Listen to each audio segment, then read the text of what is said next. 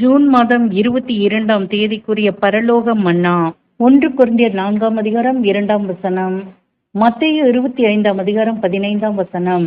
உக்ரானக்காரன் உண்மையுள்ளவன் என்று காணப்படுவது அவனுக்கு அவசியமாம். வசனத்திற்குரிய விளக்கம்.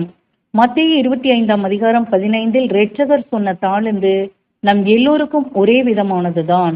இது தேவனுடைய ஜனம் நீதியுள்ளவர்கள் என்று தீர்க்கப்பட சகலருக்கும் அருளப்படும் தெய்வீக கிருபையின் ஆசீர்வாதம் ஆகும். இந்த ஆஸ்தியின் அளவில் வித்தியாசங்கள் உண்டு. இது பொதுவாக பிதாவாகிய தேவனால் கொடுக்கப்படும் வசனமும் ஆவியுமே. நாம் நீதிமானாக்கப்படுவது பிதாவினுடைய காரியமாக இருந்தாலும் இது கிறிஸ்துவின் மூலம் பெற்ற பரிசு. ஏனென்றால் தம்முடைய சொந்த, அதாவது பரிசுத்தமான இரத்தத்தை இதற்கு கிரயமாக கொடுத்திருக்கிறார். அங்கீகாரம் பெற்ற ஊழியர் யாவருக்கும் ஒரே தாளந்து அருளப்பட்டு பலியின் ஜீவியத்தில் இவர்கள் தங்கள் ஆர்வத்தை காட்ட அனுமதிக்கப்பட்டுள்ளது.